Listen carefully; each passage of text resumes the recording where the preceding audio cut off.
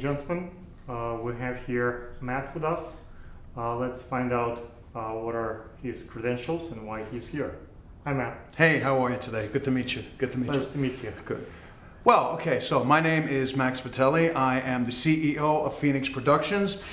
Phoenix Productions is also part of the Phoenix Wrestling Federation, and we are launching our new network on Roku TV. Wow. And how many visitors, views, like what's the magnitude of your production?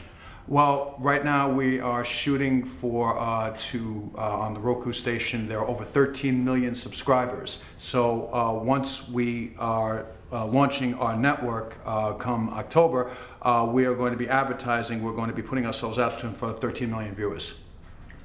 When you shoot wrestling, there are obviously certain special effects that needs to be taken in consideration. For example, a lot of light goes on the space and people with cameras stand further in distance. How do you make sure that they not burn in light? Well, lighting is very important, especially depending upon the arena that you're using as well too. I've been in some very dimly lit arenas, and I've been in some... Ladies and gentlemen, I have Ali here with me. He's a model, he's an actor, and we will find out now why Ali does what he does and how he became who he is. Hi Ali. Hi, nice to meet you. Pleasure to meet you. Likewise. When I will play the character Mr. Great on the set, we will not do a handshake, we will do elbow hit. Let's do it. I'm afraid of germs, and the character is like don't want to meet so many people, so that's one of the parts of that. But yeah, every morning I wake up, I use the sanitizer, so you're good. I know it's me Alexander, but when I put in the character, that's offensive and rude. The character is that's one of your rules as a character. It's like I'm a little bit like an actor in that sense, because I have to portray Donald Trump. In that character, I'm playing like the board part, like the board from Kazakhstan, and Kevin O'Leary, if you saw him on the Shark Tank. Of course. So he's Mr. Wonderful, I'm Mr. Great on a sense. Hey, there's an actor in all of us. How do you become an actor? What's the secret? To be an actor, I think it's to be an actor, it takes you, a lot of people say if you should do acting classes. I feel it's very important to do acting classes, because like any other profession. You really need acting classes nowadays? You do need What acting about classes. YouTube? You can watch everything, you can read. Well, why would you waste money on the acting classes? YouTube is a really good platform, no doubt. But even for YouTube, when you're filming something, like if I'm filming short film for YouTube, and if I'm working for YouTube and YouTube is producing my film, I'll still require... The industry have changed in the last couple of years drastically. Used to be Model Mayhem, used to be other agents, like we have JT here. And so nowadays, Instagram changed everything. You have millions of views, people want to be be in a movie. You can be 20 years in the industry, you can know everybody. If you don't have those numbers behind you, no one will hire you. Makes sense, makes completely sense. But here's my answer to that, okay? I have a lot of friends who are on YouTube, who are on Instagram, they have millions of followers. I myself have pretty good, decent following on Instagram. How big is your following? Right now, I don't really post as much, like 3K followers. Okay. So it's getting there, I'm working my way up. So my thing with social media is that I can post a 50-second video of me doing some comedy, and people are gonna view it, like it, and share it. Because obviously, if we want entertainment, all of us want entertainment, it's showbiz. So here's the thing. But the difference between a big production film and just doing a 50-second video, it requires... You can make long videos, your camera, your phone can record a couple hours also. I know. The key is numbers. If people not interested to watch you, it doesn't deserve, you don't deserve big production. If you have those numbers, that means that you will bring your audience and you will make that film. The market is pretty fair in that sense. No, I completely... It used to be, remember, like only white guys, only like blonde girls with big boobs. Nowadays, basically, as long as you have that appeal, something in you that people want to see, you would be invited. You will have the sponsors. Exactly. You'll be there. You know, I completely agree with you. There's no doubt that there's also mentorship. I agree is important. Yeah. If you have a mentor, if you go to the class and someone who is teaching that class has a name and has a school and has a tradition like Stanislavski school or what, like really following the academic knowledge that could not be taught online. It cannot be taught self-taught. There is so much you can learn by yourself, but academic classic education has but place when it comes to acting is something which is not just on social media. It's a huge platform. There are theater actors which are film actors, TV actors, and for that purpose acting is a craft, so you need to work on your craft. So when I say learn acting, how that craft makes you money. I'll tell you how it makes you money. You know, when you are ready as an actor, basically you know how to block a script, you know how to, like, you know, you don't have to read the script to remember. You have to memorize, you have to feel, and you have to get in the sense of the character, so you don't have to remember the lines. So you know what the scenario is. Like you and me sitting right now, I don't have to fake it. It's natural thing. It's a natural conversation between me and him. Right. So as an actor, when I mentioned money, they're gonna lose the. Okay, coming to the money point over here. As an actor, you can make money. There are two options. Once you either audition and get a really big gig, which is actually a possibility if you're a good actor. You're wasting time. You go all those castings and you get nothing. It's a lot of energy, work, and very little result. The second one, let me come to my second point. The second point is definitely YouTube and social media, because nowadays that platform makes you a lot of money. Heck a lot. It makes you a lot of money, and I've had friends who's made up to like millions, and these people, they make vlogs. How do you find those sponsors? How do you find people who will pay you to promote their drink or their, I don't know, the jacket or whatever? For instance, I'm a YouTuber and you're one of the brand members. You have your own brand and you want me to, you're gonna sponsor me, so I'm gonna promote your brand. Basically, if I'm doing a video, I'll wear your jacket, and you know, I'll be like, okay, this is the jacket. You will go to the, like a red carpet event, like how exactly. that translates. You can go. But those numbers are not. It's a nice idea in general. Yeah. In reality, it's not happening. It might be for free. To get the money, I would say, okay, you have 3 million followers. Okay, next one. Yeah. So you're done. So unless you build up those numbers, unless you're sleeping with someone or someone's friend or like it's a relationship, you're not getting those sponsors. Now, what's the secret? coming to the sleeping point, that it's a reality. Sure. It's a reality. It happens. Trust me. I've had friends who went to big designers and they invited them to a suite, and they're like, if you sleep with me, I don't want to name any designer. I cannot, you know. And we're not gonna go in that direction. Let's not advise the audience to do that at all. No, and you know, it's definitely everything professional here. Like so, this is not like even part of. This should not be a part of the conversation. I apologize for bringing this twice, and you picked on the topic. Yeah. No, so coming to the number point, I think it's really important for actor and a model to make a lot of money. And the ways you can do, if you're a model, like I've been a model from past 7 years, I've done runways, and runway makes you good money.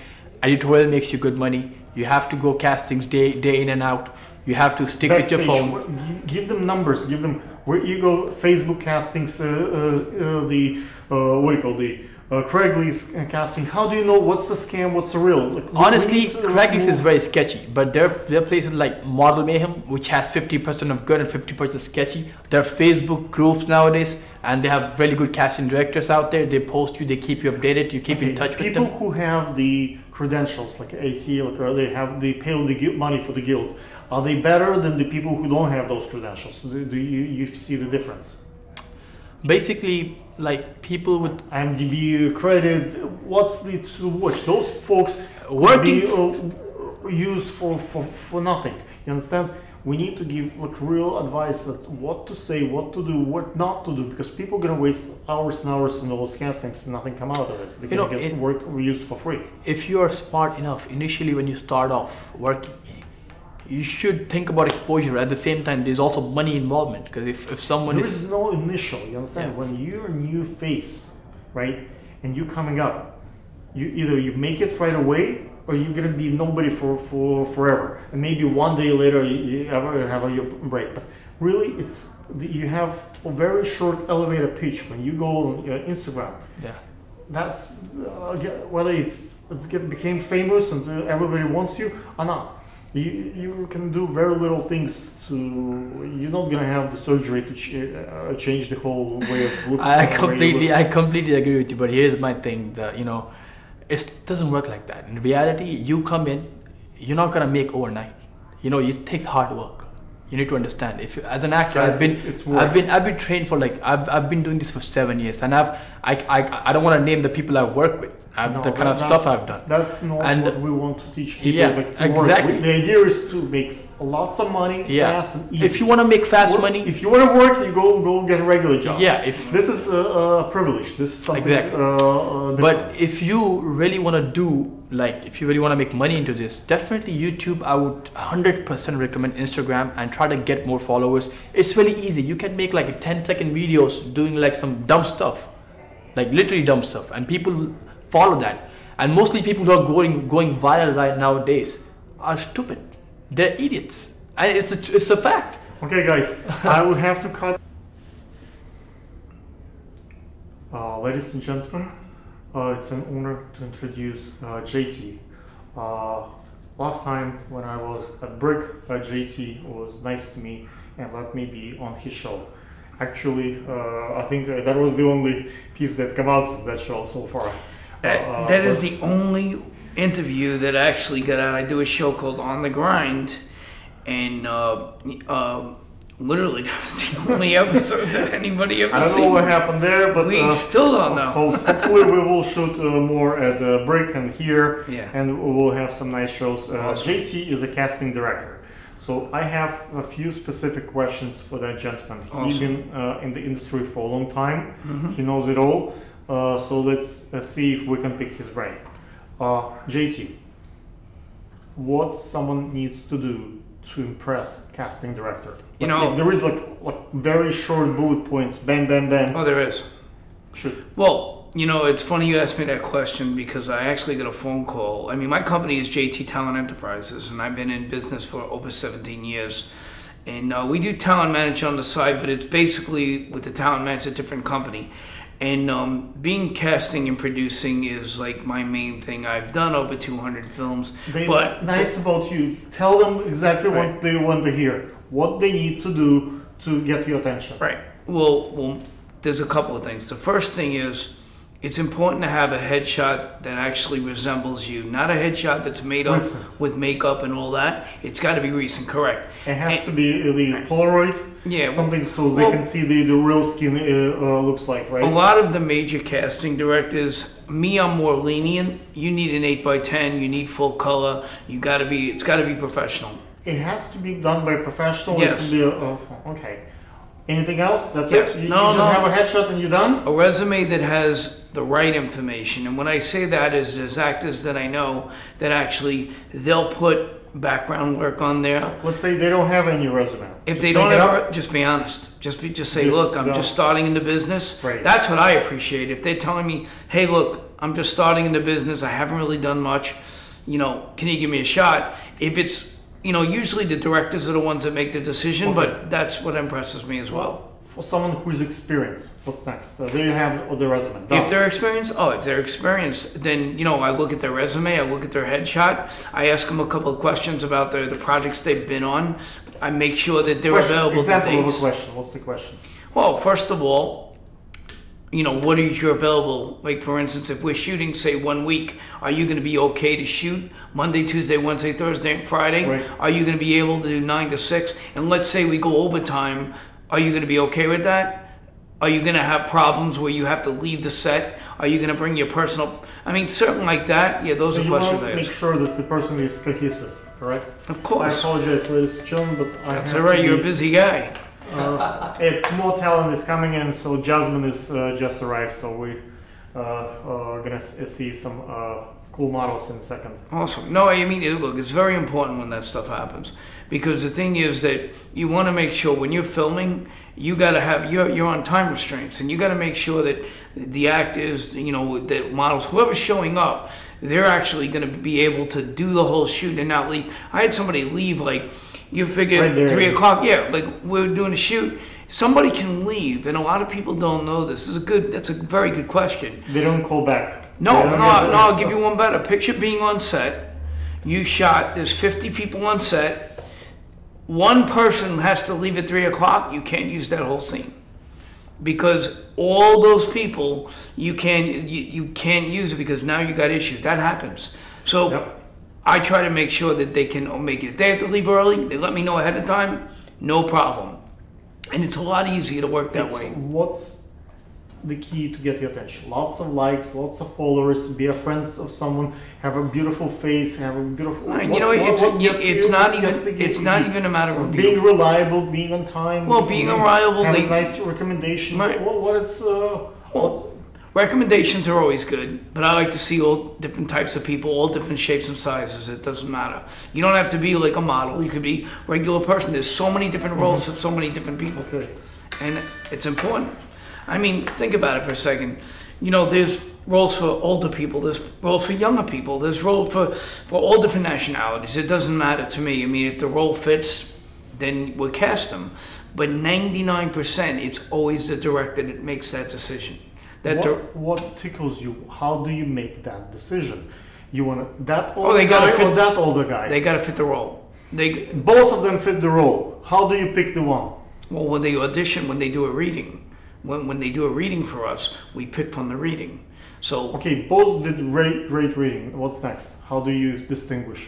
well, then you got to envision to the director, who's really the one who makes the decisions, who's going to be good for the role. That director's picturing in his mind. Then usually you can have the person that you like with somebody else that you picked and have them do a scene together.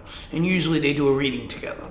But it all depends. I mean, I have people that all the time audition, and when they audition, they look not the same way, but they have similar qualities. It's a hard decision. Gotcha. It's a very hard decision. Ladies and gentlemen, if you want to hear more from JT, hopefully JT will come again. And Yes. Please send your questions. What do you have for JT to answer? And hopefully JT will come back and Sure, absolutely. answer your questions. As a casting director, I think it's important to know, what people want to know and how to be better models and actors. And hopefully you can be useful. Hopefully. Ladies and gentlemen, we have Jerry here, and Jerry was kind enough to come over all the way to Chelsea Market and share his thoughts on the music business. Let's find out who's Jerry and why you have that credibility. Talk about it. Sure. I'm an artist / producer. Okay. I've worked with many different artists, many different companies from Nickelodeon to Universal. And now I'm an independent artist focusing on my career. What makes you a professional producer, artist? Is that a certain number, certain amount of income, or a certain amount of followers? How someone who sings at the bathroom may consider themselves also an artist? Right. How do you distinguish at which point you become, like whether it's education or it's Right. following or getting paid a lot of money? Like what's distinguished? I think there's no specific answer. I think that an artist can be a very vast amount of things, whether it be, it's a vast term, from a painter to a sculptor to someone who makes music. So as an artist, there is certain credibility factors, such as a fan base. Are there people who are interested? So artist who doesn't have fan base is not an artist. That's not technically true. I think, like I said, an artist is someone who creates. So if you create something and you're passionate about what you create, I think you are an artist. But yeah, there is some forms of credibility that come along with it. So what are your credentials? Where do you stand? Why you can give advice to all those folks? Yeah. Well, right now we've independently distributed 4,000 copies of our last tape. Service numbers. Yeah, by ourselves. Basically out of our apartment in New York, and I think that's something that shows initiative, to not sit around and wait for someone to come along and sign you to this dream record deal you've been waiting on, or this vision that you may have had, and just say, I'm going to do this myself. I'm going to figure out how to print it up and how to promote it and market it and how to establish myself. Why did you decide to become from the artist also producer? Where this line moved? I think it got to a point where I couldn't find anyone to exactly match my vision and the words I wanted to say and the melodies I wanted to sing. Okay. So I had to do it myself. If you want it done right, you got to do it yourself. So that's my motto on why I produce all the music behind the words. Okay. How do you feel about the internet of the music business? I think the internet in many ways is the music business right now. You know, for someone like me, it allows me to reach someone in China from America within 2 seconds. They hear my song. And who made the influence on you? Like who? My biggest influence is anyone out there that has something they're passionate about and they're pursuing that on a daily basis. The people who wake up every day and pursue their dreams and their goals, whether or not people think they're a little crazy or not. Do you think there are downfalls for how accessible music has become via social media? In some ways, yes. In some ways, no.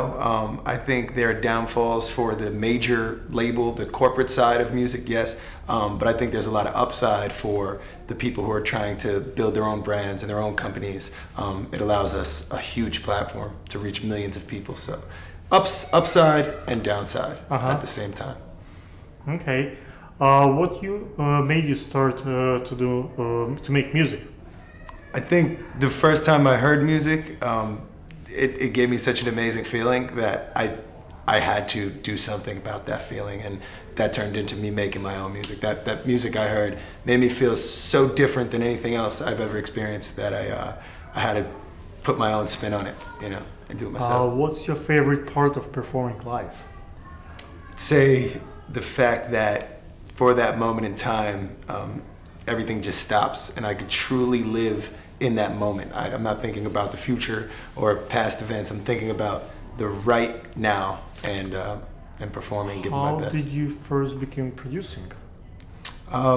Basically, a lack of finding good producers. So I wanted to always get my words out, and I didn't have anything to get it on. So I learned how to play guitar, I learned how to play piano, and just got in the studio and mixed it all together.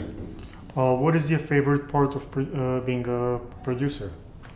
I think the idea of taking something from silence, a room with nothing in it, and leaving that room and having something people could dance to or even generate feelings, you know, to. So just taking silence and making it some sort of energy. But do you like working with the outside producers? I do.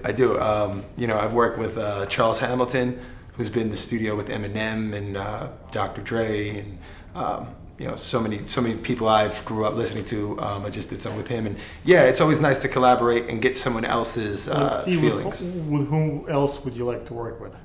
I would really like to work with will.i.am, Black Eyed Peas. I'd love to work with Pharrell and put something together. I would say Pharrell, my top person. We just disassembled here our voiceover studio. It's, as you've seen, it's in the production, right. Being remodeling. But maybe you can come next time and we can record a couple of songs in our work. Amazing, I would love that. I also produce in a couple of other places like Brick Art Media Center, and like a few other places, so we can bring like a piano and. I actually worked animation. I worked on the trailer song for SpongeBob. I did with Dee Snider from Twisted Sister. That's serious work. Yes, that's my first mixtape, my first album. A lot of hard work, sweat and tears went into that. So, how do you distribute? We use mainly the internet, and what we do is we have our fans order online, and we take every address and we ship them out ourselves. So we get the box of thousands of CDs into our garage and we literally mail them out. You don't do the digital, we do. At the same time, yeah, we sell on iTunes. Is digital cannibalizing your actual sales? No, actually, we think that with our fans in particular, and for everybody it's different, they love the organicness of the CD, and I think it's important for them. So that's kind of where we separate, where we took something from the past and kind of made it cool again and made it desirable and said people really want that tangible copy. In our case, I don't know if that's the case for everybody, but it seems to work for us. So what we do is we send the CDs, and we also have it available iTunes, Spotify, Apple Music, all that stuff. Okay, cool. Ladies and gentlemen, if you have more questions for Jerry, maybe you can email and call us and write us. Hopefully Jerry will agree to come back and answer some of your questions next time. And it could be a productive, useful information for you there as well. Thank you, Jerry. Thank you. Ladies and gentlemen, Ivan Cooper. How you guys doing? Ivan is a model, makeup artist, hairstylist, barber. How do you keep up with all that? How do you do this? I just try to keep myself busy and, find stuff to do and, Okay. How did you learn all that? I actually taught myself. You taught yourself? Mm-hmm. Okay. And I went to a few schools to take a few courses and do, pick up a few Do you traits. think YouTube videos are helpful with the makeup and hair? I think it would be. If someone like me, I'm a producer, right? And Okay. so I have a lot of makeup and hair things that I already purchased. And I'm learning now the makeup and hair. What would be your advice? Where do I start? What do I do? If I have limited amount of time, not much, I'm interested in producing, but let's say my makeup artist doesn't show up or my hairstylist doesn't show up when I do the videos or pictures, and I need to do it quickly on my own. Okay. Where do I start? It's simple steps you can do as far as like if you want to just give someone just a little bit of, spice them up a little bit, I should say. If you want to just put like a little lipstick on them or a lip tint or, some bronzer or something, and you can like basically, simple things you can do just to give someone the look that you want to go on TV if you don't have someone to do a full face. But as far as, showing someone how to do makeup or giving them tips and stuff like that, I think it would be good because I see a lot of people on YouTube doing that. And not only that, maybe learn from professional, you can come learn to the fashion week, assist someone who knows what they're doing, maybe practice on their family members. I practice on my daughter and my wife. I used to do that. So that's all my family members, that's women, I would do stuff on them and practice and do stuff. That's how I learned. That's how I got my foot in the door, basically. Now let's talk about money part. As the makeup artist and hairstylist, how do you make money? How do you go from free gigs to the paid gigs? Like, where's the? I actually do a lot of networking. I know a lot of like singers, rappers, models, different things. I have friends that work with different celebrities and stuff like that. So, I do a lot of networking and a lot of stuff is more of just networking and getting myself out there. And, a lot of it's not paid yet because I'm not really out there yet. But my thing is... What's your strategy to make it paid? Lots of followers, like being big publications, like what's the... basically, just showing what I can do, basically. And like being that they have a platform like YouTube, I can go in there and speak and say, this is what I like to do. I like to make people feel good about themselves. I like to change, the way people look and give them different options and different ways to see themselves and be able to let them see that, and give them that opportunity to do it, basically, because some people don't know how to put on, do their eyebrows, or some people don't know how to contour their face, or, put on lipstick or lip liner, different stuff. I show them and, give them different ideas, different concepts, and then they can go from there. Would you be interested maybe in a makeup show? We can produce maybe how to do makeup, how to do the hairstyle. Of course, I would love to do something like that. People would love to see some lessons, and as you can see, we have here a couple of spaces where we can shoot and produce that professionally. Okay. Ladies and gentlemen, this is Ivanka, and we hopefully will get quite a few questions and requests for this gentleman. Once you have your questions, hopefully you come for the next production. Of course. Maybe if you have a question, how to do this, how to do that, that would be something that we will answer for you next time. Okay. Do you think anything new coming out or out of this fashion week that we are experiencing right now? What's new in makeup and hair? I know it's a trend now with like a lot of bright colors. Everyone's like dyeing their hair, the mermaid colors. I see the silver hair. They're doing the silver hair, the platinum hair. They're doing the mermaid, multicolor hair. It's basically taking risks. This thing with the vaginas, it's a little bit, getting too much attention, I think.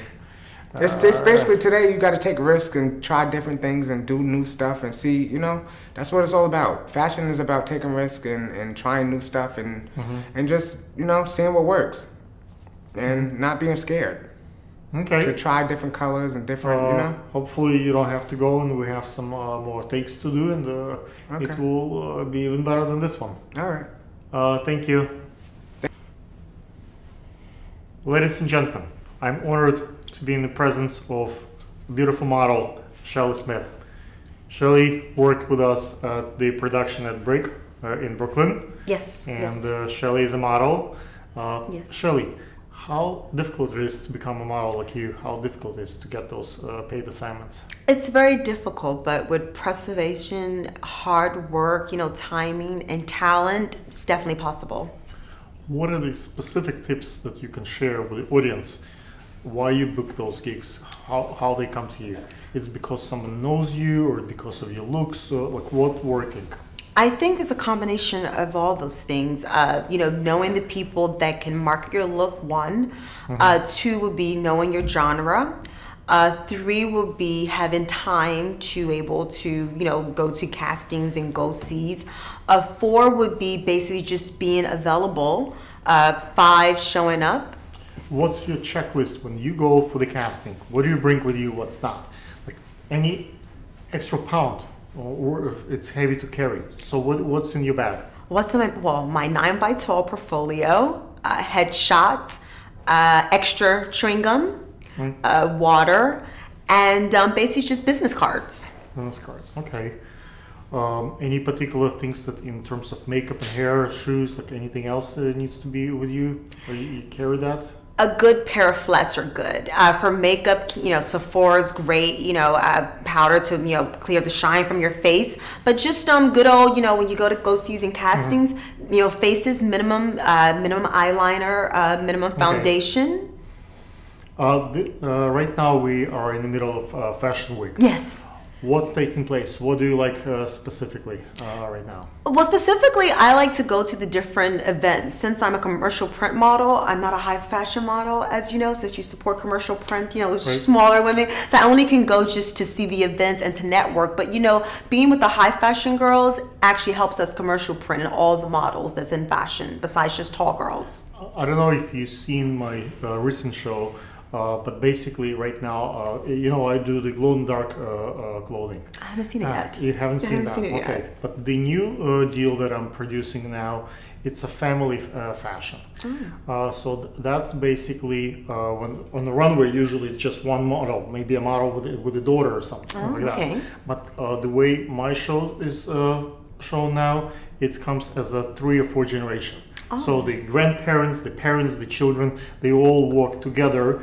And it's combined together, so you have to do male, female, older folks, kids. So it's not like everybody wears the same T-shirt or same scarf. It's more like complement each other. So when they come for the Christmas party, everybody looks apart together as a group, as a family. That's wonderful. That's why I love fashion, because fashion brings in family. The mother, the father, the children. That's a wonderful. The height, the weight wouldn't matter here. It's more about the family, and you look fashionable as a whole family. I would like to see this. Everyone have to see this. I want to see this. So, guys, so now you're gonna see in the subtitles and a couple of episodes from the show.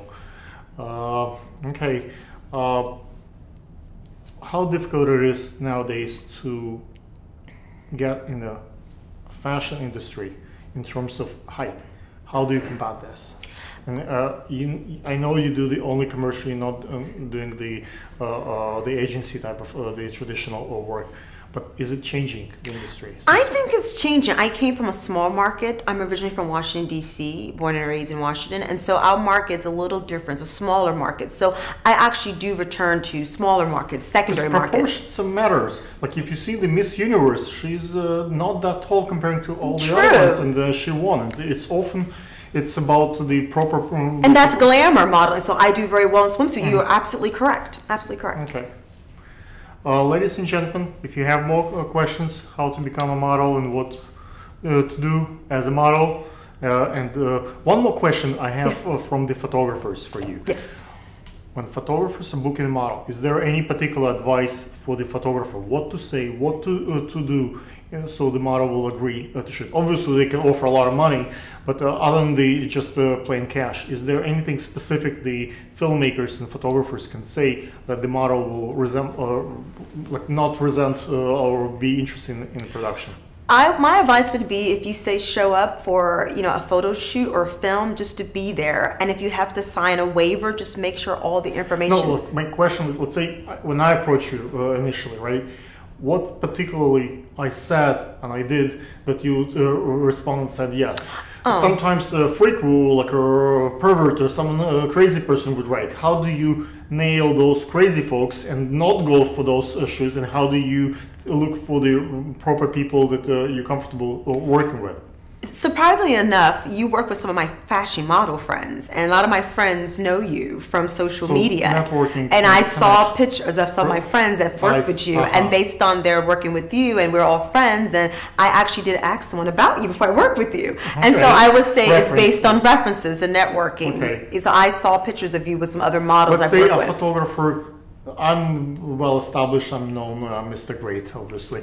But some folks are not known new. What do they do if they don't have those networks? So again, if a new photographer would approach me, I had many people approach me freelance and through my agency, I research them. So I look at the pictures, I look at their references. If they work with an agency, I call the agency. But I do a lot of research to make sure that they're legit. So I look at their website, I make sure that they say that they are who they say they are. So I would say do your research. You do your research. Let's say someone like me, if you Google me professional, I'm an investment banker, so this is something totally different from my day job. Most of my friends who are photographers who make a lot of money in the real, in the business world, as doctors, lawyers, photography for them it's a hobby. It's something that they do for fun, right? So they do not necessarily put up their name or portfolio that could be directly linked to their name. What do you do next? Again, it's all via word of mouth. A lot of actors, a lot of actresses, models, we know of people like that who actually have other full-time jobs, who know that on the side that they basically do photography, makeup, and so we talk among. Still, that's the key word. So guys, everyone references. Have those references. References. Okay, difficult assignment. Moving to a new city, you don't know anybody, new country, you off the boat right there. You're a great photographer. What do you say to a model like you to book you? References. Again, even if another country. References. So the new folks, to me, the way I would look into this, as a model, you can make a lot more money from someone who's brand new and who needs to build a portfolio. You can charge them, versus someone who is established and have thousands of models looking to be in their shoot. So, I think the market of the new photographers who have bad equipment or don't know what to do or don't have a portfolio, they still need to build that portfolio. It's true. I mean, I lived in Barcelona, for a month 2 years ago, and when I went there, I went for vacation, and I contacted an agency. They told me of a model who I met with, and I ended up doing a photo shoot in Barcelona. And again, it was for vacation, but I wanted to shoot there. And again, it was all references. I did the research, called the agency, met with the girl, and we hung out, and it was great. So again, it's all about the references. Like you said. Guys, reference. Location. Thank you for watching. If you have more questions, we'll be glad to answer next time. Hopefully you come again. Thank you, I will. And it's Thank you so much. Thank you. And we will do the overhead. Ladies and gentlemen, we have here a very dear friend of Barbara, who is our lead singer for today. Hopefully, Jasmine will come with Patrick soon. But right now we're waiting for Barbara to be on set, ready, and one of her friends who is doing her editing and filmmaking is here with me. Yes. Hi, my name is Rick Mosley. I direct under the name Dick Willie, and I'm a cameraman and editor, and I'm here today to support Barbara. Okay. How do you become editor and producer, and what makes you great?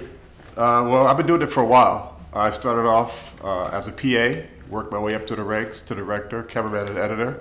And it's just my love for filmmaking that has driven me to do what I do. School for this? Oh yes, definitely. I went to a Full Sail Center for Recorded Arts in Florida, the film program, years ago, and I've went from film. I've been directed on film and video, and now I'm an independent contractor at a small production company, and I shoot mainly on. How do you source your jobs? Like, where do you find your gigs? Now I've been working steadily off word of mouth. People come to me, so people find me, they send me the tracks. Referrals and the people who know who you are. Yeah, from my work. They can Google me, basically. And now it's just word of mouth, a lot of friends. So you don't do like social media marketing? No, I don't have to. You pass that. You already have plenty of clients waiting in line. Yeah, I'm not looking for people. People look for me. And they send me a track. So maybe you charge not enough. Maybe if you would charge more. Well, I have done budgets from 50,000 to 500. So and they still, you still have those. Yeah, it's the love. It's the love of the filmmaking and the editing that keeps me going. That makes me want to do it. How's your family taking this? It takes a lot of time. Personal life. I think it's actually beneficial for a family life in this because I don't have a 9 to 5. I can stay home for 3 or 4 days and edit, or I could go away for a week and shoot and come back. So I don't have that hang up, you know. What are the ways for the new filmmakers and new editors to become someone like you? Right. Is there any advice that they can take? Yeah, I would say find your own path. Be the first you can be, not the next somebody else. That's why when you asked me about trends, I said I wasn't really interested in trends.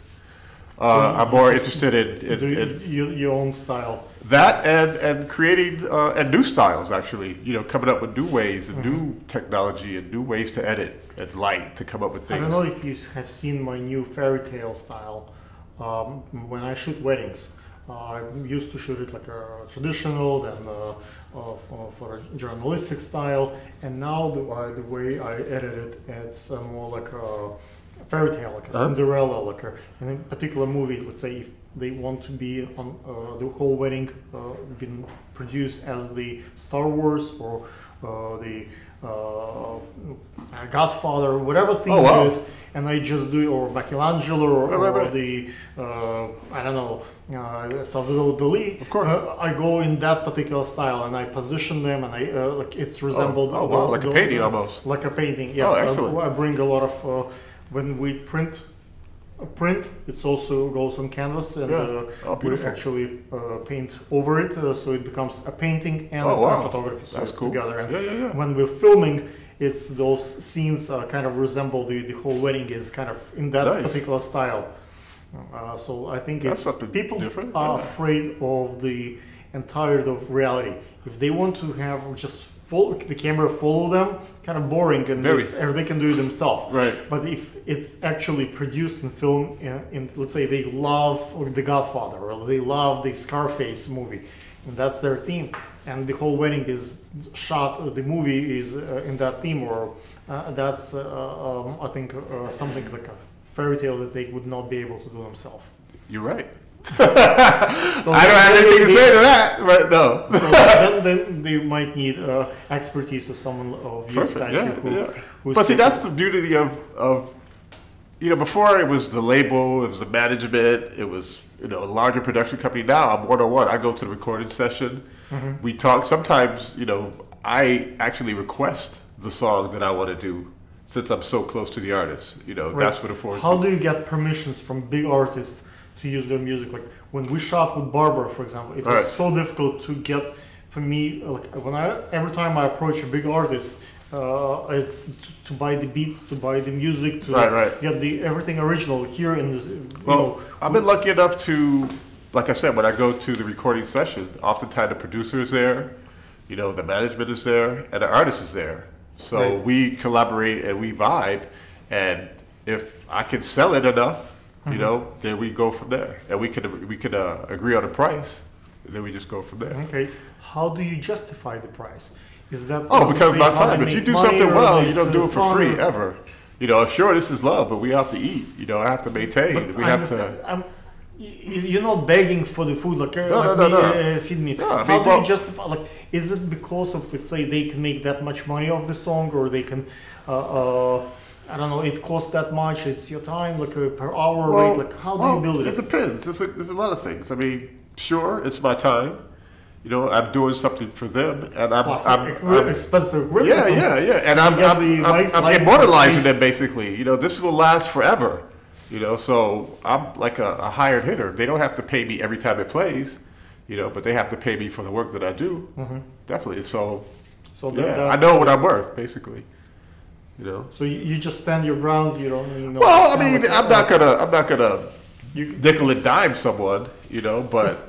I know if I see somebody coming in with $600 gym shoes, you know, they better come up with that 5 Gs or that 10 Gs, basically. Right. You know, that's just what it is. I mean, it's sure hip hop and rap is all an act too, but they don't have the money. They want to produce cool stuff, but they don't have any much funds. Well, how then they gotta find somebody else. Then I guess I don't know what to tell you. You just tell them. No, I mean I work, but if there's, I mean, sure we have a relationship. They look for someone else. I haven't had a problem. They get that bread. They get that money. You know, I've been lucky enough. You know, they see my product and they want my product. So you want the product, you have to pay. You know, I'm not going to.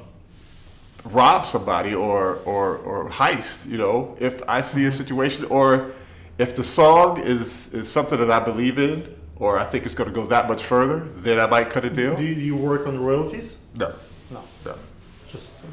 Just hire guns, just really. I mean, royalties, that's a whole. How am I going to get those? I got to look at SoundScan. I got to, you know what I mean? How am I going to do that? ASCAP, what? It works for me, but okay. Hey, well, I need to talk to you then. I need to find out. Basically, say we put up Barbara work on the iTunes. Right. Let's say it's 99 cents in download. Right. We split it. Let's say there are 4 of us, so we produce. It's split 4 ways. So let's say iTunes, Apple takes like a 30% cut, and then whatever left, we sell 1 million of those. We break it. So it's like very. That's rarefied air for me. I'm not there yet. I'm not even going further. I'm not. I have the space, I have the camera, I can shoot here or something, but I cannot sing like Barbara. Right. I cannot edit like you. I cannot do like Brasco the beats. So if 4 of us come together, it's something. Maybe we can produce. Well, see, that's a different dynamic, you know. And I would love to get in on that, but at this point, I'm not there yet. So you have not worked on royalties like a No. I just pay and I'll do what you do, and I'm not even. I mean, it's up to them to even promote it, you know, because I'm not waiting on that project. I'm basically when I'm editing this project, I've already shot. So many gigs coming. You don't have to. Okay. So I'm lucky that way. Right, but I understand for me, for example, if I can have, let me step aside from this. I'll show you a couple of things. When I do something of that nature, right, like my books, for example, once I've written the book, and this one I sell for probably like the last 7-8 years, on my calendars, the royalties on this, perpetual. So as long as I sell it, I did it once, and it's every year as many as sell. But this is your baby though, you did it from beginning to end, this is your product, right? Right, but what I'm saying is, every time you want to eat, you have to film, you have to edit. Yeah. If you stop doing this, God forbid you get sick or something, you would not be able to make a living out of this. That's true. For me, I'm pretty wealthy already.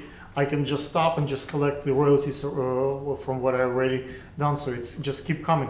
20, 30 years from now, 50 years from now. Okay. As long as it works, like the kids of, I don't know, Madonna or the...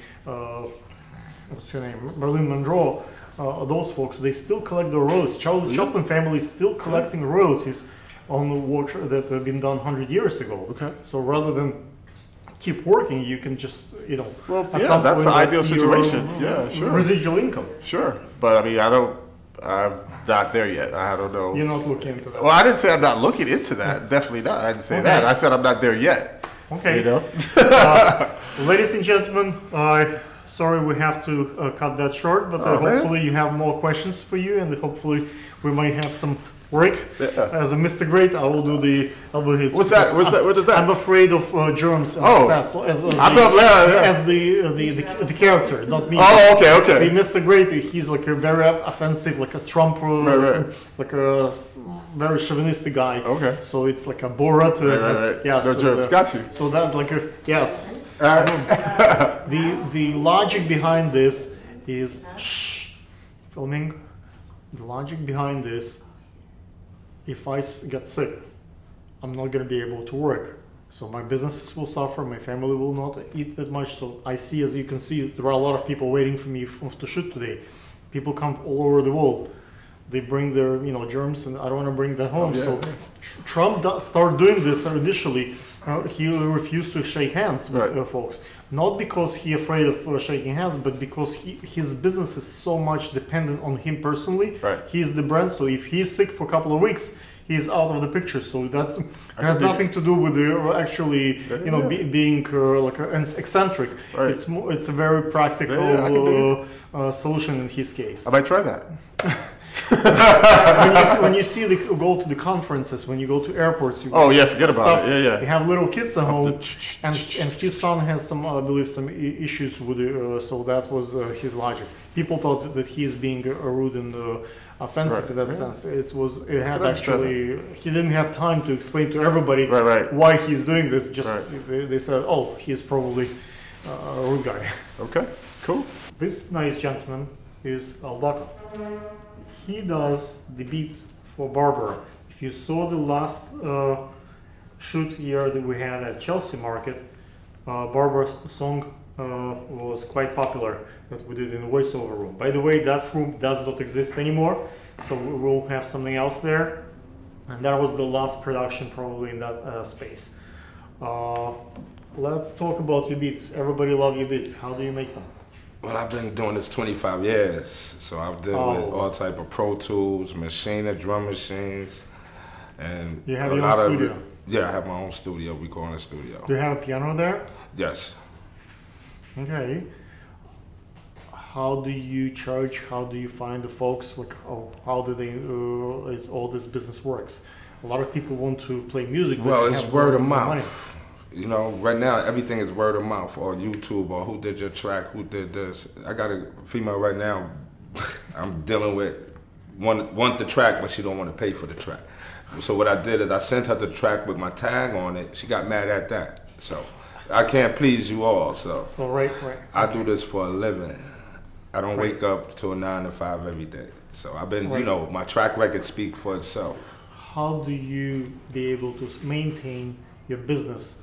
Let's say in photography, in the filmmaking world, there are guys like me who have professional jobs like out there, who makes a lot of money and who do this for fun, for pleasure. So I don't have to make money off this. It's just something that I like. So there are guys who have professional studios, professional equipment, and they would just basically do it for free. They have better equipment than you, they have better studios, better everything, and they just do it for the love of, how do you compete with these guys?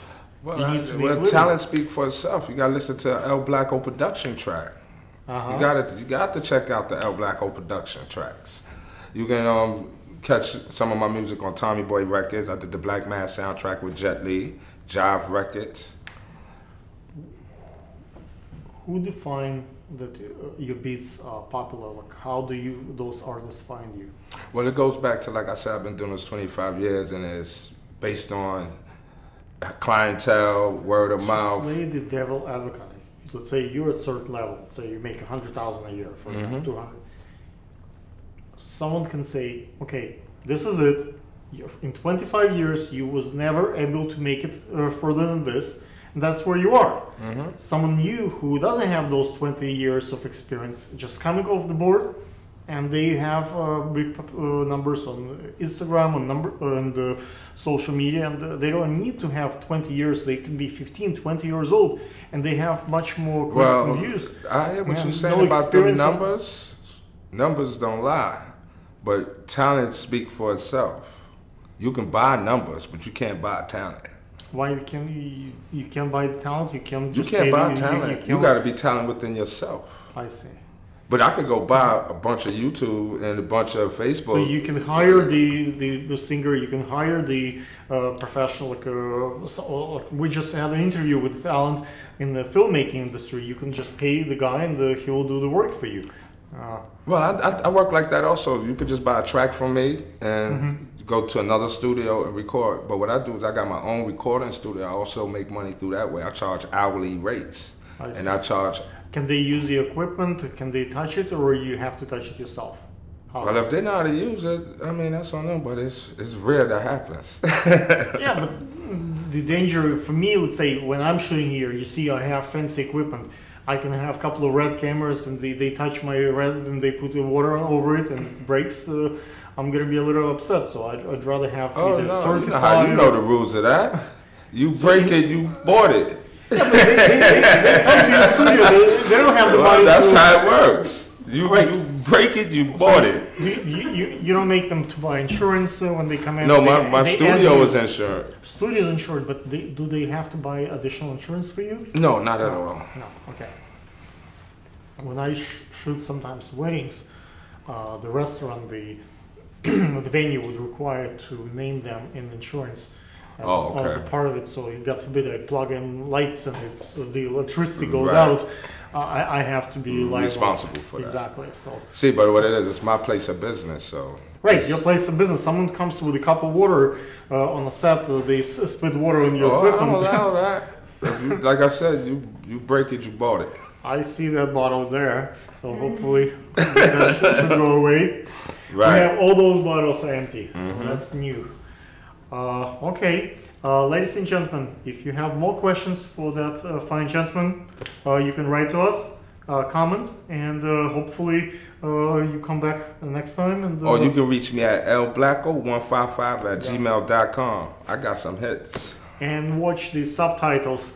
So we're gonna have his website and all the information there available to you, like everybody else. So that way they can read it and type it specifically. Appreciate it. Ladies and gentlemen, today is the day when Barbara will record her music video with us. You already heard her song, you already heard the beats. Now we will have a nice video with Barbara. You have amazing voice. Thank you for coming last time. Hopefully the Patrick is on the way with his daughter. She will sing as well. Hopefully we'll record some nice music production here. How was the experience last time for you? It was great. It was great. I enjoyed it. I had a good time. I see that you like it because you came with 2 bodyguards today. You had your crew with you, so you must like it. And hopefully today production will be even better. So this is a new space. They just remodeled loft, and we'll shoot in the hangout room and the diner, so we can plan the production for the song. Okay. So what's important for you as a singer? How do you do this? What's important to me is to have music that I relate to. Because before I write to a track, I gotta make sure like it's synced in. We have to connect it, me and the music. So it's very important to me to work with producers that I get along with and also comfortable. And my writing is very important, and I like to put them in tracks that will attract people to listen to it. That's very important to me, the market. Okay. What do you have to say for the other singers who want to become published or work? Is there any advice as a singer? Yes, my advice to the singers who want to become a singer and you want to take your music to the next level is to put in a lot of work. You have to most likely if you can't write, you can get a nice ghostwriter, someone that can write for you, and the subject has to match. And also that what's important, you have to be able to invest in yourself, invest in your music, because that's the way they're gonna, the label or your investor's gonna believe that you're serious. If you're not investing in your craft, then nobody else is gonna wanna invest in you, because they will believe that you don't believe in yourself. Any advice from you as a singer towards the filmmakers and the producers who, like someone like me, like Barack, how to book a talent like you? Like what to say, what to do in order to get your attention? I was lucky that Patrick introduced us, so I had the introduction. Let's say I don't know you. What do I need to say in order to get your attention? If I just work, offer like 100,000, whatever the big number. It has to sound realistic. The deal has to be realistic, and it has to be beneficial for. But it sounds realistic and being realistic, two different things. A lot of people make a copy from someone's text that's really, really nice, put it on the Craigslist or somewhere, and it became a scam, right? So how do you distinguish who is for real, like your crew, and who is who's not for real? Like I met you, we had to meet, okay, and we also had to do paperwork, because everything in business is paperwork. And once I have my paperwork, you know that I'm real, and once you have your paperwork, I'll know that you are for real. But a lot of people just steal paperwork from professional companies and just use it as their own. Paperwork it's just a paper. It doesn't make it real. It has to be valid, and you have to have it encrypted. I have all my paperwork, or also I have the copy of these files in my emails, and I have all my paperwork. Is in my archive. So you need to meet a person. Yes. You need to feel comfortable, and what else? And discuss. What do you guys want to do together? If the if they investing in you, or if you're just using that videographer just for the video, because sometimes you can just pay somebody to do the video, right? And it could be that way, or it can be as an investor. Okay. Like you. Okay, ladies and gentlemen. If you have more questions for Barbara, you can email and write to us, and hopefully you will watch our production video that we'll produce today with Barbara. Ladies and gentlemen, Cliff is here. Cliff is a music producer and a musician. We had to put some tape over his brand, so it's not appear, but otherwise I think you look apart, like a real musician. Thank you for having me. How did you start doing your music? Well, I've always been musically inclined. You feel me? I've been playing drums since I was 3, and ever since I got the outlet one day through a group of friends to be able to record, and that was my outlet to be able to get a lot of my emotions out. And eventually, one day, something happened within the mix of a group, because I joined a group called NFS, which was Nominated for Success. And through that group, there was every group has its own downfalls. So with that group, I was able to realize I was in the background for a little while, and I wanted to step into the front lines. And through that, I was granted an opportunity through a label called Bentley Records to. How do you get to approach them? Do they approach you? Like how those deals come up? To be honest, I approached them. Initially, I had approached them on the situation. I approached them. You feel me? So you approach a lot of. You try hit the ball in many. In hopes that something sticks. Or I actually did. Specifically research them and just I want specifically that one. No, I didn't. It wasn't specific for that one. It was just through numbers. I actually had a manager who I don't have anymore. What makes them to pick you? A lot of people. No, they actually do receive a lot of applications. They go through a lot of artists, but the thing was, they had reached back out to me and they said, "Listen, we've reviewed your music. We've actually been watching your Instagram and such for a while." And from there, they said, "Listen, we have a distribution deal for you." Yes, correct. Okay. Correct. It wasn't that hard. How often do you publish on Instagram? On Instagram, I publish probably once a day, just to keep the audience. Timing. Yeah, I make sure everything is on time and on point. I don't post just randomly throughout the day. I make sure I wait till when my audience is most online to post. Yeah.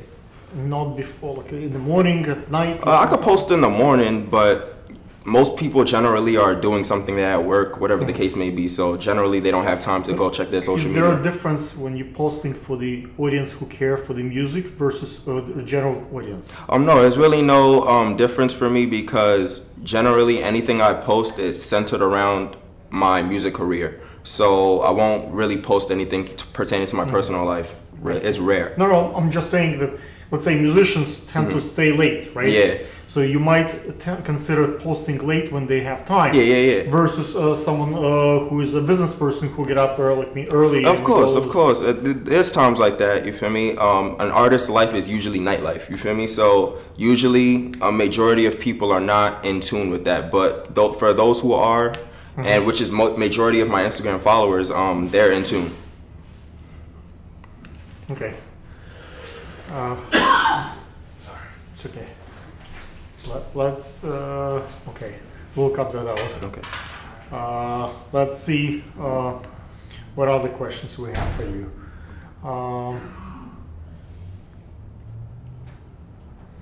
How do we make money in the music business?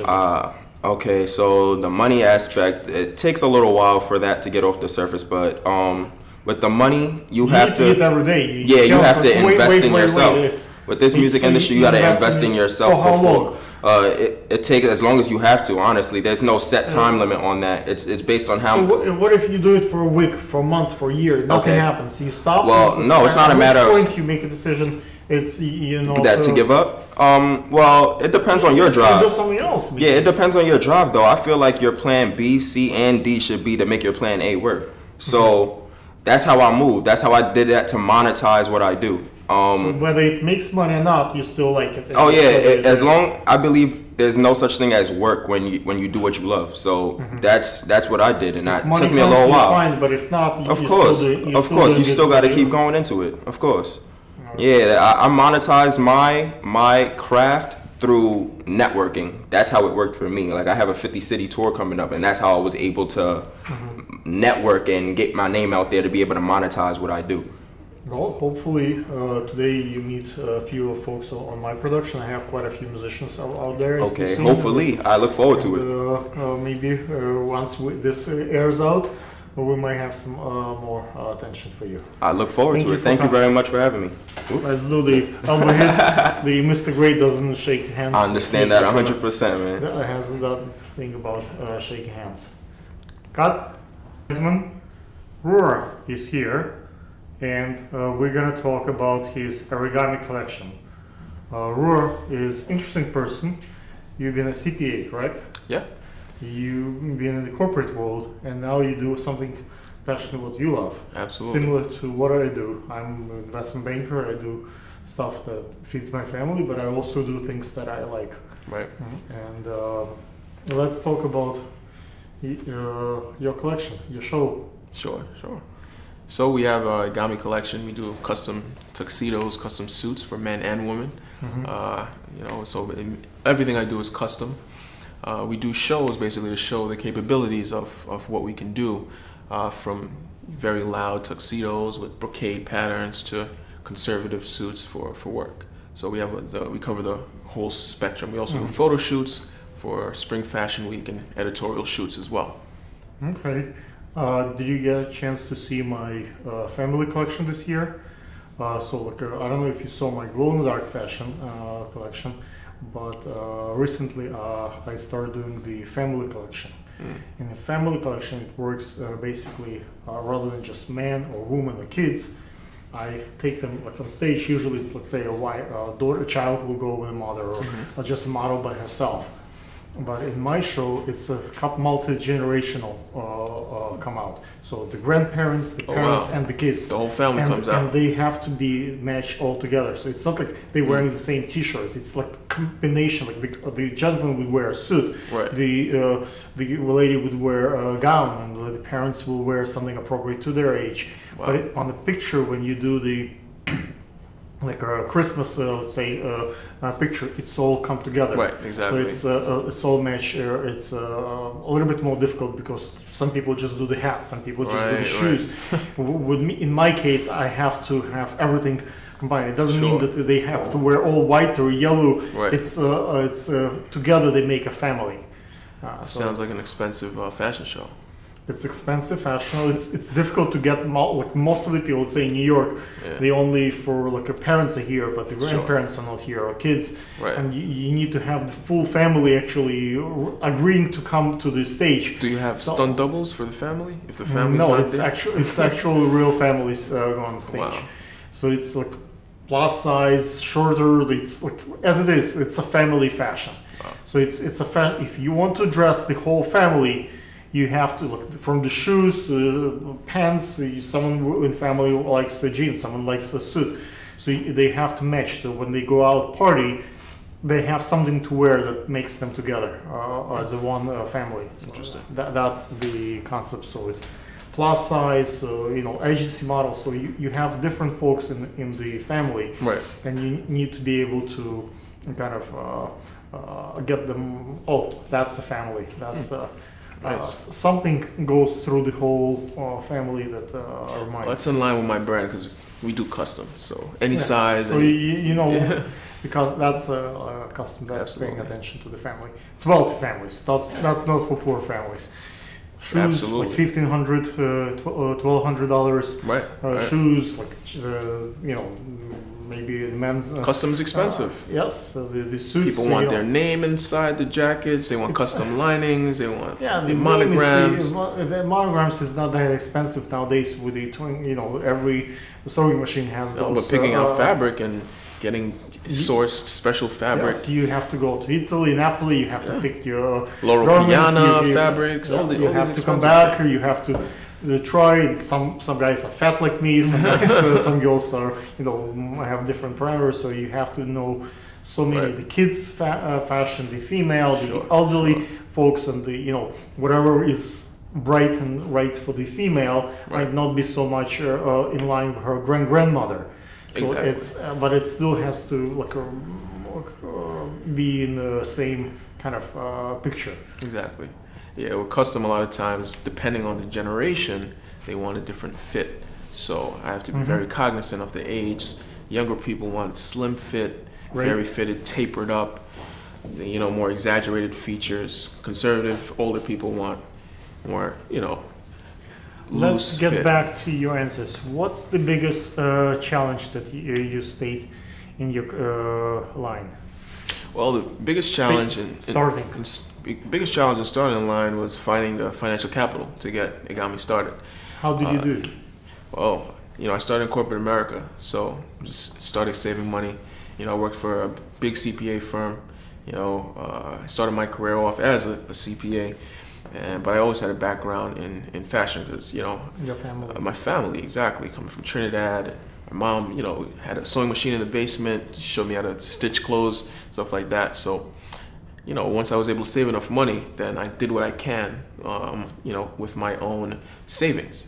And after that, it was just about doing partnerships and with other brands and getting the brand out there. So. Okay. Let's see if we can have the teleprompter move a little bit faster so I can ask next question. Keep moving until I hit the question. What is your general style in your line? The clothing line I would call night out. I would classify it as night out wear. It's something that you can wear to events, red carpets. People book me for weddings. They book me for parties, birthday parties. It's very trendy. As you can see, the design I'm wearing today, it's very loud brocade, patterns, but not something that is too non-conservative that you can't also, you know, where it's an after-work event or something like that. What makes your brand different from other brands? I think one is a story behind the brand.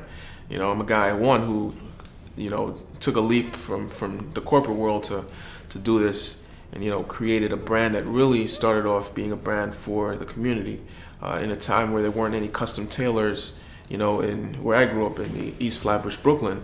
We were the first to afford a custom tailoring service to a community at an affordable price. So, and also we were one of the only custom tailors to do women. So it's I think we really bridged the gap, and you know, it's just we're involved in the community. We do events. I do, you know, things like that. But how those events, this community helps you to build your brand? Is there like any like feedback? You get big clients out of this? Like Absolutely. So the first thing, doing events. For example, we did an event where we showed a bunch of kids how to tie their ties. 40 kids in Brooklyn. How did you find those kids? Like, how did you get? They're part of an academy, that Merrick Academy. You know, we spoke to the owners there, and they were able to have the kids come and tie their ties. People saw that, then they realized, look, wow, this brand is engaging, helping rebuild our community. Let's use them for our events. You know, so things like that. And also, you know, we do showroom events. I just did a showroom event. How do you pay for those events? Is it all out of your pocket? Or partnerships. Sponsors? Partnership with whom? Milena Belafonte, you know, she has a company. We partner with her to put on a showroom. But why she partner with you? Why would she pay your bill? No, we all each pay a certain amount to participate, and then, you know, we meet celebrity stylists, and, you know, from there we're able to do work. Like I worked on Johnny Gill's tour and other people. For you? Let's say if you would dress a musician in your clothing, would that help your brand? Absolutely, because, you know, people like to see their clothes on celebrities. They like to see their clothes on different people. Like I'm dressing a few celebrities for Fashion Week, and, you know, people like that. Do you get like a following through the Instagram? Do they have to tag you? Like, what's the correlation? Like, what numbers behind this? Let's say you need to hit that many shows. Let's say Fashion Week is 1 week, right?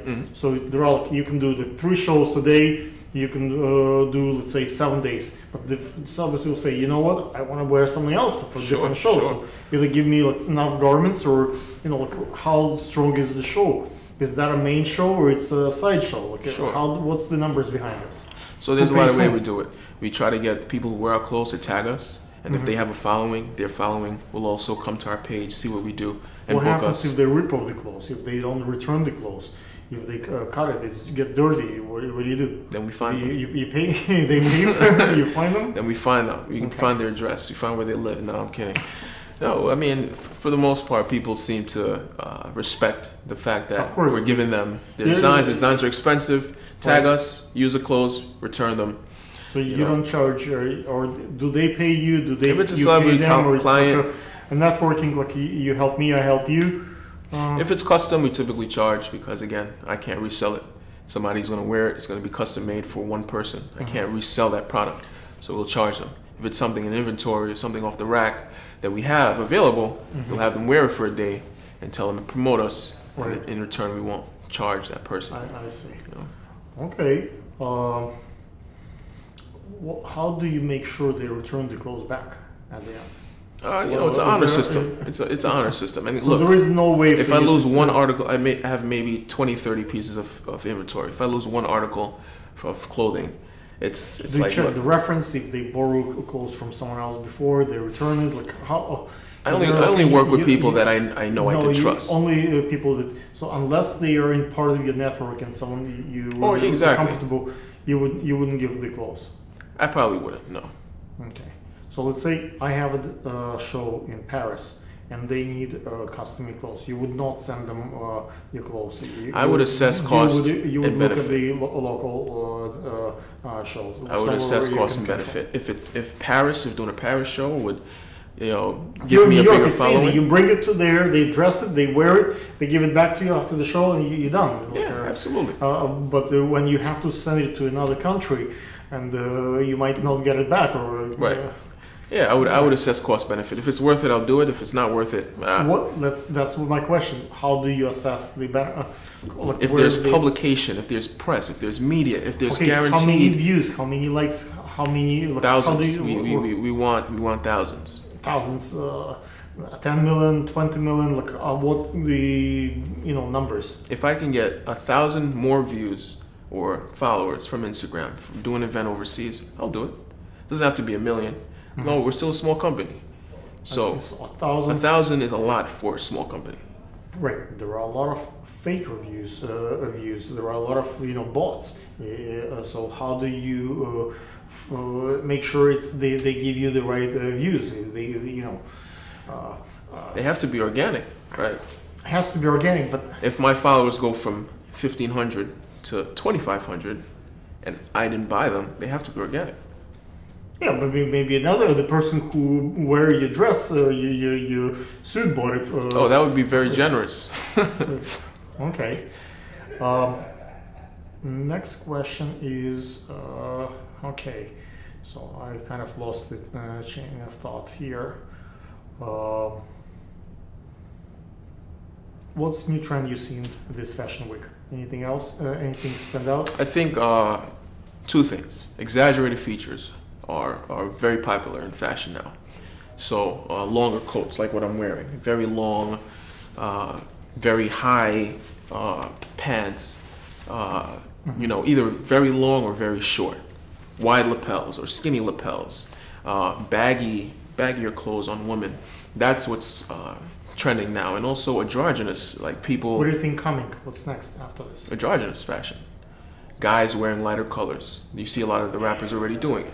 Wearing a lot more jewelry, nose rings, things like that. Androgynous looks. Women wearing more baggy clothes, wearing boots, doing more masculine poses.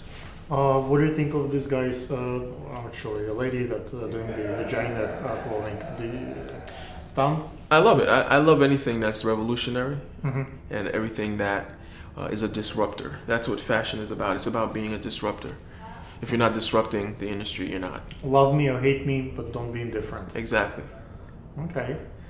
What do you think the industry will go from now, let's say 10, 20 years? A lot of big brands left the New York Fashion Week, didn't go to Paris, didn't come here. Sure.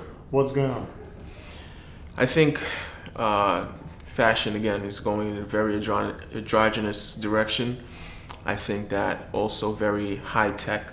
If you can see like movies like Back to the Future and stuff like that, and leather is coming back, things like that. What about long fur? coats. Do you like fur? I like fake fur. Fake fur. Yeah, because I'm an animal lover. But what about metallic? Metallic. I love the new metallic. I don't know if you see absolutely. that. I love shiny, bold emblems and things like that on clothing, and I think that's a direction I may go into. Like I'm working on a few new collections, and we'll see where it goes. What makes you special? Let's say you have a degree as a CPA, right?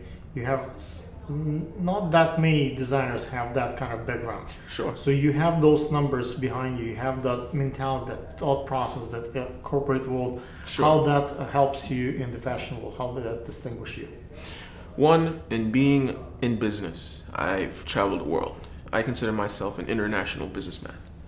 I started this business with fabrics and manufacturing from Hong Kong. That was the beginning of Egami. Right, traveling to Hong Kong, meeting tailors, meeting factory owners, looking at their material districts, things like that.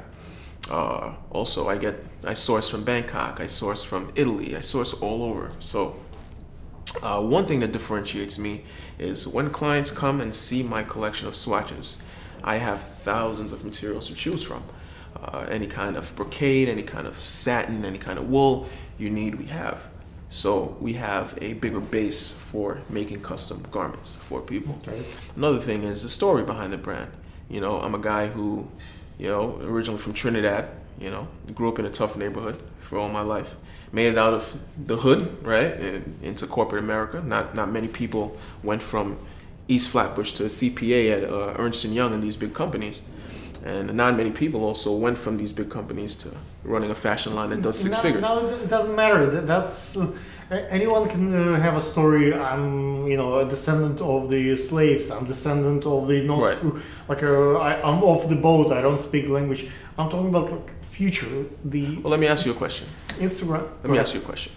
What's more important, the art or the story behind the art? I think the art itself. You think the art itself is more important? Yes. Let me ask you another question. When did Basquiat become most famous? Who? Basquiat. I don't know who this is. I apologize. This is one of the biggest artists. Okay. Maybe I know by the looks, but I apologize at this point. It doesn't come to mind. So I became most famous when people learned his story. Someone who, What's the name? Basquiat. Jean-Michel Basquiat. Very famous artist. Familiar, but doesn't come to my mind. When he passed away, that's when his art, the price of his art, was at its highest. And his story. If you look in the story, you should die so if brand should be popular. I hope. Look, the story. If it's marketing, then basically you're talking about not the art, but how you sell it. If there is I would hope that if I pass away and people look at my story, and I'm not here anymore, they'll understand that this is such a unique story. That this person is a unique being. Need to make money. That my value would be amazingly high. While you live, while you oh yeah, absolutely. Present. I'm Jewish. In Jewish tradition, after someone passed, it's not much grievance. You're supposed to care for the ones who live. While they're alive, for the ones who live, not that much. You don't go to the cemetery. You don't much grieving. It's not kind of. Put in a pedestal. It's more about taking care of the next generation, absolutely. Future. Absolutely. In your what's the future for your brand? Where you how you can become alive? How you can become maybe Alan Flasser, or you become I don't know, Ralph Lauren? What are your steps you're taking to be there? One, by the way, I met Kenneth Cole. Okay. Amazing story, which we'll talk about later. But let's say a guy like that, right? How do I become the next Calvin Klein, the next Kenneth Cole? Number one, exposure, doing shows. You need exposure. Number two, you still need exposure gets you into retail. Shows are in the past, relics. Because you can do your own shoot production, you can do little Instagram, and you can have the exposure without show. The show is in the past. That's why the Fashion Week is struggling, because you don't need that much show. You live in a generation where people want to see and touch, and they want to be part of an experience. Alexander Wang just shut down Bushwick in Brooklyn and did his fashion show, and had Kendall Jenner and all these big stars on his runway.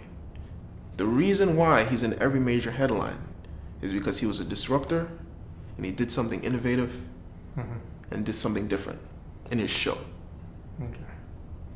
And people were there to experience something they will probably never experience again in their life. Okay.